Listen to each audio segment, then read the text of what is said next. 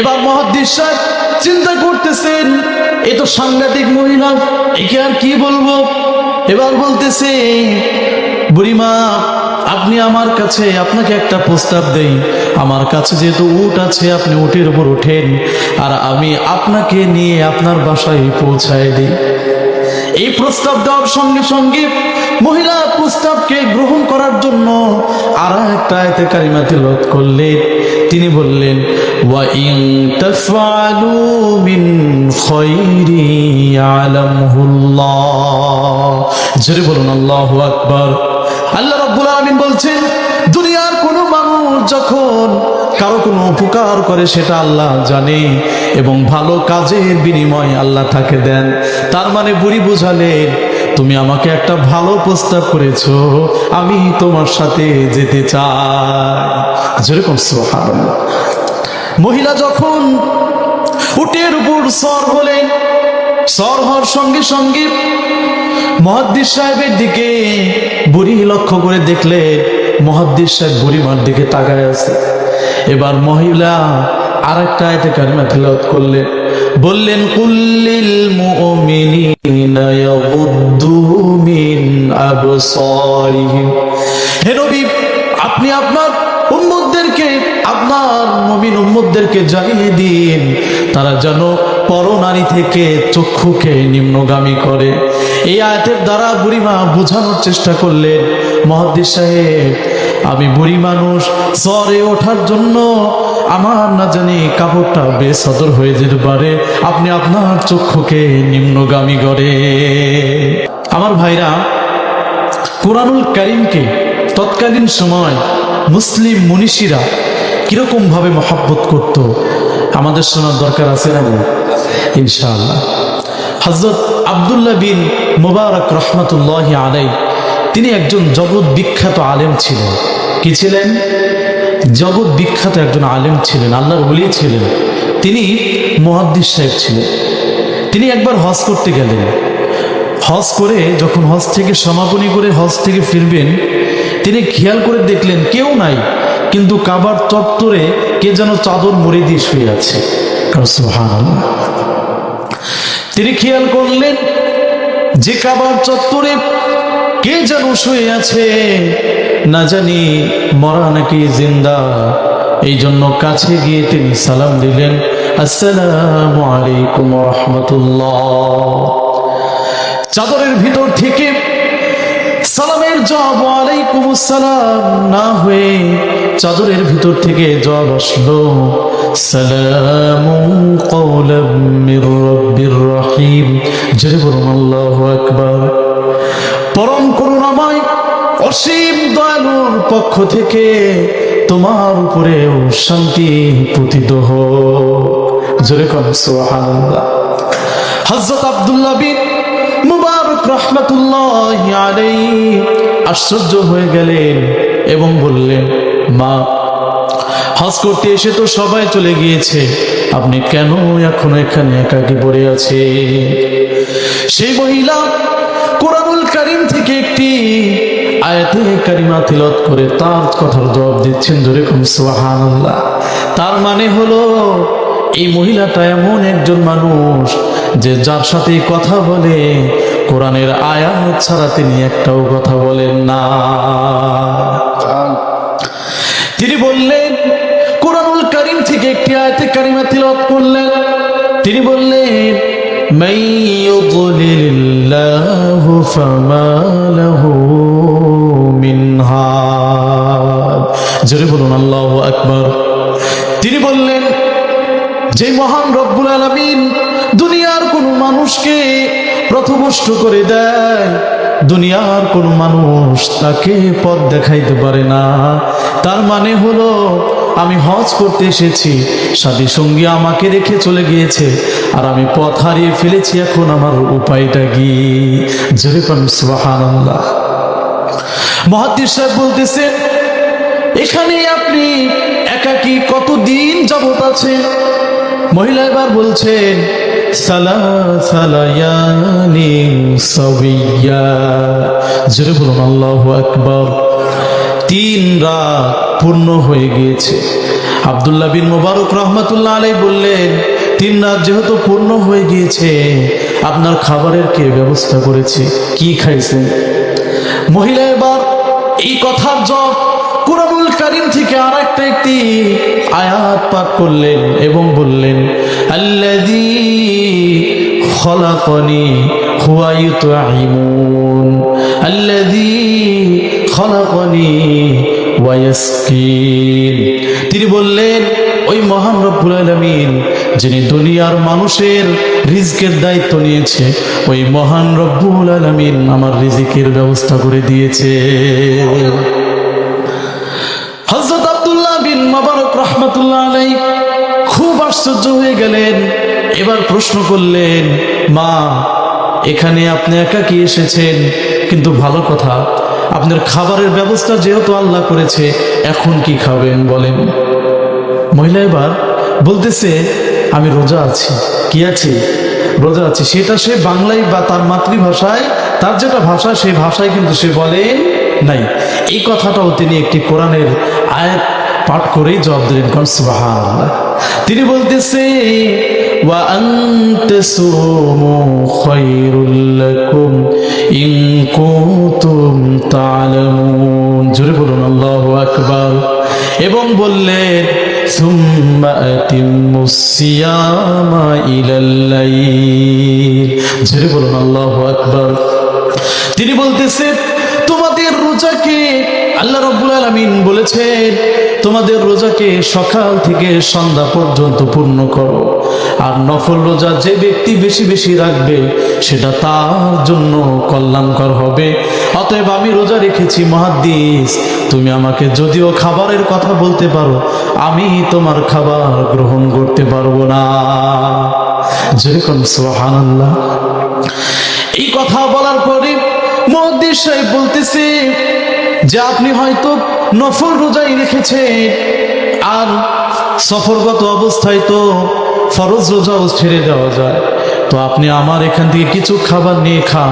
তিনি বলতেছে, ওয়া আনতাসুমু খায়রুল লাকুম ইন কুনতুম তা'লামুন। জোরে বলুন আল্লাহু আকবার। তিনি বলতেছে, তোমাদের জন্য নফল রোজা খুবই কল্যাণকর, আর আমি নফল রোজা রেখেছি, তুমি বললেই তো আমি খেতে পারবো না। যেরকম সুবহানাল্লাহ। এই কথা বলার পরে মুহাদ্দিস সাহেব এবার মনে মনে চিন্তা করছেন, আমি একজন মুহাদ্দিস সাহেব, আর একজন বুড়ি মানুষ আমার সাথে কোরআনুল কারীমের আয়াত দিয়ে কথা বলে সে বাহাদুরি দেখায়, আমি তাকে মাতৃভাষায় কথা বলাই ছাড়বো। মুহাদ্দিস সাহেব চিন্তা করলেন। এবার মুহাদ্দিস সাহেব বলতেছে, মা, প্রত্যেক কথার জবাব কোরআনের আয়াত দিয়ে কেন দেন? তখন মুহাদ্দিস সাহেবের এই কথার জবাব আবার তিনি আরেকটা আয়াত পাঠ করলেন এবং তিনি বললেন, মা ইয়ালফিযু মিন কওলিন ইল্লা লাদাইহি রাকীবুন আতীদ। জোরে বলুন আল্লাহু আকবার।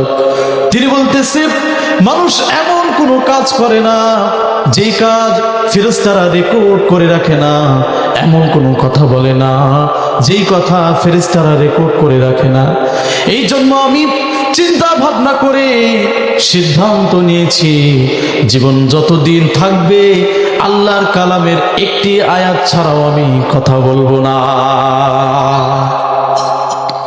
মুহাদ্দিস সাহেব আশ্চর্য হয়ে গেলেন, এ তো সাংঘাতিক মহিলা, তিনি তো অনেক বড় আলেম ছিলেন। হযরত আব্দুল্লাহ বিন মুবারক রাহমাতুল্লাহ আলাইহি তিনি যখন তার গ্রাম থেকে চলে গেলেন, তার গ্রামের মানুষরা বলছিলেন, আব্দুল্লাহ আমাদের ছেলে চলে গেল, যেন আমাদের নূরটাই সে নিয়ে গেল। কারণ সুবহানাল্লাহ, এত বড় আলেম ছিল। তিনি চিন্তা করলেন, এরকম একজন মেধাবী একজন মহিলাকে এরকম ভাবে রেখে যাওয়া কোনো রকম ভাবেই ভালো দেখায় না। এবার মুহাদ্দিস সাহেব বলতেছে, মা, আপনার বাসা কোথায়? মুহাদ্দিস সাহেব চিন্তা করছে, তার চিন্তা যে ওই গ্রামের নাম খাগড়াছড়ি ফগড়ি তো আর কোরআনে নাই, আটকানোর আর একটা চিন্তা সে করলেন। বুড়ি সেই কাম আগেই সেরে ফেলেছে। বুড়ি মাকে যখন প্রশ্ন করলেন, আপনার বাড়ি কোথায়? বুড়ি মা এবার বললেন, সুবহানাল্লাযী আসরা বিআবদিহি লাইলাম মিনাল মাসজিদিল হারাম ইলাল মাসজিদিল আকসা। জোরে বলুন আল্লাহু আকবার। মহান সত্তা, মহান পবিত্র আল্লাহ, যিনি সমস্ত অজ্ঞতা থেকে মুক্ত, সেই মহান পবিত্র আল্লাহ রাব্বুল আলামিন, যিনি তার নিজ বান্দাকে ইসরা করিয়েছেন, ভ্রমণ করিয়েছেন, মেরাজ করিয়েছেন। ওই মহান রব্বুল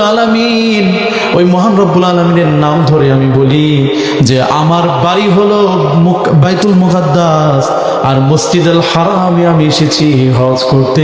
একটু চিৎকার করে বলুন সুবহানাল্লাহ। এবার মুহাদ্দিস সাহেব চিন্তা করতেছেন, এ তো সাংঘাতিক মহিলা, একে আর কি বলবো। এবার বলতেছে, বুড়িমা আপনি আমার কাছে, আপনাকে একটা প্রস্তাব দেই। আমার কাছে যেহেতু উট আছে, আপনি উটের উপর ওঠেন, আর আমি আপনাকে নিয়ে আপনার বাসায় পৌঁছায় দিই। এই প্রস্তাব দেওয়ার সঙ্গে সঙ্গে মহিলা প্রস্তাবকে গ্রহণ করার জন্য আর একটা আয়াতে কারিমা তিলাওয়াত করলেন। তিনি বললেন, ওয়া ইন তাফআলু মিন খায়রি ইয়ালামহুল্লাহ। জোরে বলুন আল্লাহু আকবার। আল্লাহ রাব্বুল আলামিন বলছেন, দুনিয়ার কোনো মানুষ যখন কারো কোনো উপকার করে সেটা আল্লাহ জানে, এবং ভালো কাজের বিনিময় আল্লাহ তাকে দেন। তার মানে বুড়ি বুঝালে, তুমি আমাকে একটা ভালো প্রস্তাব করেছো, আমি তোমার সাথে যেতে চাই। যেরকম সুবহানাল্লাহ। মহিলা যখন উটের উপর সর হলেন, সর হওয়ার সঙ্গে সঙ্গে মুহাদ্দিস সাহেবের দিকে বুড়ি লক্ষ্য করে দেখলেন, মুহাদ্দিস সাহেব বুড়িমার দিকে তাকায় আছে। এবার মহিলা আর একটা আয়াতে কারিমা তিলাওয়াত করলেন, বললেন, কুল্লিল মুমিনিনা ইয়াগুদ্দু মিন আবসারিহিম। হে নবী, আপনি আপনার উম্মতদেরকে, আপনার মুমিন উম্মতদেরকে জানিয়ে দিন, তারা যেন পরনারী থেকে চক্ষুকে নিম্নগামী করে। এই আয়াতের দ্বারা বুড়িমা বোঝানোর চেষ্টা করলেন, মুহাদ্দিস সাহেব আমি বুড়ি মানুষ, জ্বরে ওঠার জন্য আমার না জানি কাপড়টা বেসদর হয়ে যেতে পারে, আপনি আপনার চক্ষুকে নিম্নগামী করে। জোরে কন্যা সুবহানাল্লাহ। আহারে কত সুন্দর কথা। মুহাদ্দিস সাহেব আশ্চর্য হয়ে যাচ্ছেন যে প্রতিটা কথায় তিনি কিভাবে কোরআনুল কারীম থেকে এইভাবে জবাব দিচ্ছেন। একজন মহিলা মানুষ, আবার বৃদ্ধা মহিলা, আর আজকে আমাদেরও মহিলা। আহারে কোরআন একসময় গ্রামীণ জীবনে আমরা দেখেছি, সকালবেলা হাঁটলে প্রত্যেকটা মা বোনদের কোরআনের আওয়াজ পাওয়া যায়, ঠিক কিনা? আর এখন শুধু নাক ডাকার আওয়াজ পাওয়া যায়, ঠিক কিনা? এখন বাসার সামনে দেখলে খালি এই আওয়াজ পাওয়া যায়, ঠিক কিনা? জোরে বলেন না। আমার ভাইরা, মুহাদ্দিস সাহেব আর কোনো কথা বলতেছে না। তিনি মনে মনে চিন্তা করতেছেন, যে কোনো ভাবেই হোক আমি তাকে তার মাতৃ জবান দিয়ে কথা বলাবো। উটের দড়ি রশি যখন টেনে টেনে যাচ্ছেন, এবার মুহাদ্দিস সাহেব মহিলাকে প্রশ্ন করলে, আপনার কি ছেলে সন্তান আছে নাকি? এই কথার জবাব মহিলা একটি কোরআনুল কারীম থেকে আবারও আয়াত পাঠ করলেন, বললেন, আল মালু ওয়াল বানুনা জিনাতুল হায়াতুদ দুনিয়া। দুনিয়ার ধন সম্পদ, সন্তানাদি, এইগুলো হচ্ছে সুখ সৌন্দর্য। তার মানে মহিলা বুঝালেন, হ্যাঁ আমার সন্তান আছে। চিৎকার করে বলুন সুবহানাল্লাহ। এবার মুহাদ্দিস সাহেব চিন্তা করলেন, সন্তান আছে, কিন্তু সন্তানের নাম তো কোরআন শরীফে নাই। আটকানোর আরেকটা চিন্তা তিনি করতেছে। এবার বলতেছে, মা সন্তান আছে বুঝলাম, কিন্তু সন্তানের নাম কি?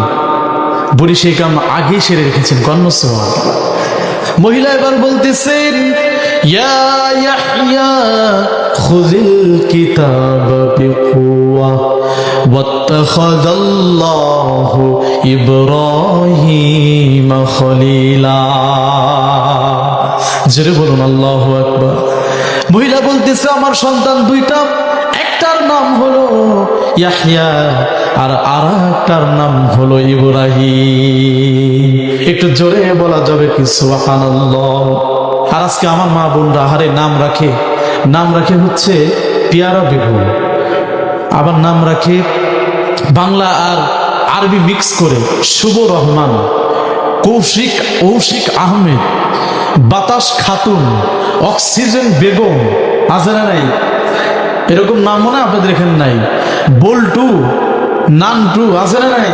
এগুলা কি নাম? একটা সন্তানের ভালো একটা নাম রাখা এটা পিতামাতার উপর হক। পিতামাতার উপর কি হক? ভালো কি রাখা? নাম রাখা। ইনশাল্লাহ আমরা আমাদের ছেলেপেলেদের নাম কি রাখবো ভাই? ভালো নাম রাখবো ইনশাআল্লাহ। মুহাদ্দিস সাহেব আর কোনো কথা বলতেছে না। তিনি চিন্তা করলেন, আহারে এইরকম একজন মহিলা আমি যতই দেখছি ততই যেন অবাক হয়ে যাচ্ছি। মুহাদ্দিস সাহেব আর কোনো কথা বললেন না। বাসায় গিয়ে একভাবে দাঁড়িয়ে আছেন।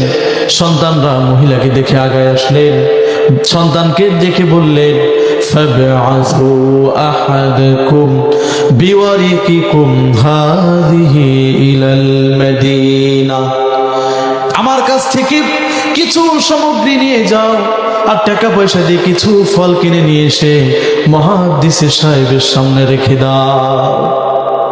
মুহাদ্দিস সাহেব খানা পিনা করে সন্তান দুটোকে সাইডে নিয়ে গিয়ে বলছে যে তোমার মা এরকম কতদিন যাবত কোরআনুল কারীম দিয়ে কথা বলে।